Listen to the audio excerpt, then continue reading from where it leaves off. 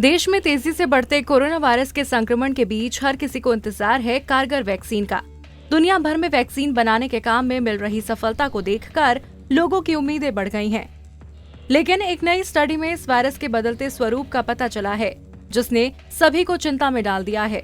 दरअसल एक medical journal में प्रकाशित स्टडी के मुताबिक कोविड-19 का कारण बनने वाले SARS-CoV-2 वायरस के स्पाइक प्रोटीन में कई म्यूटेशन यानी बदलाव हुए हैं।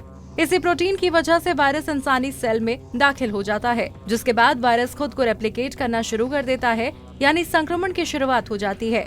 विशेषज्ञों का मानना है कि अगर वायरस में इस तरह तेजी से बदलाव होते रहे तो वैक्सीन के असर में भी फर्क आ जाएगा। ये भी हो सकता है कि वैक्सीन बदलते हुए वायरस के संक्रमण को न रोक पाए। इस वजह से फिजिकल डिस्टेंसिंग और दूसरे उपायों का पालन करने की सख्त जरूरत है। स्टडी में क्या?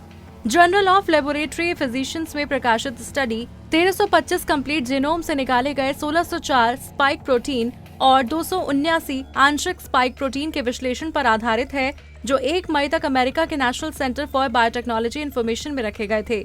स्टडी के प्रमुख लेखक डॉक्टर सरमन सिंह ने कहा कि उन्हें स्पाइक प्रोटीन में 12 म्यूटेशन मिले, जिनमें से 6 नॉवेल म्यूटेशन थे।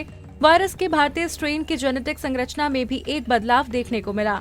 उन्होंने कहा कि हम नहीं जानते कि ये बीमारी की गंभीरता को किस तरह से प्रभावित करेगा। विशेषज्ञों ने कहा कि अमेरिका में फैले SARS-CoV-2 वायरस के जीनोम से निकाले गए स्पाइक प्रोटीन में सबसे ज्यादा म्यूटेशन देखी गई है।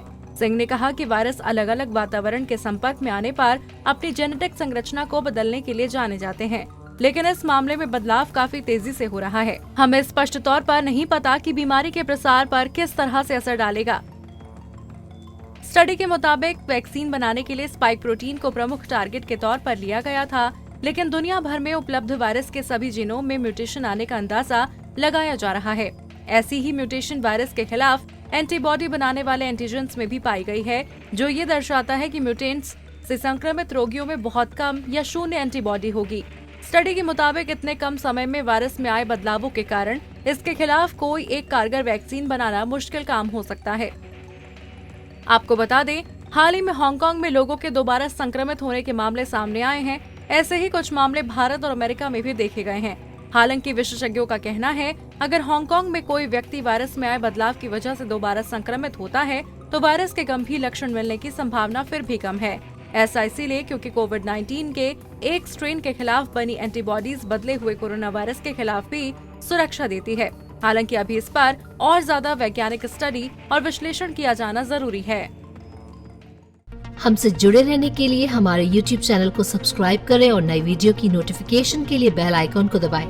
अगर आप ये वीडियो Facebook पर देख रहे हैं तो लाइक जरूर करें और ज्यादा से ज्यादा शेयर करें। धन्यवाद।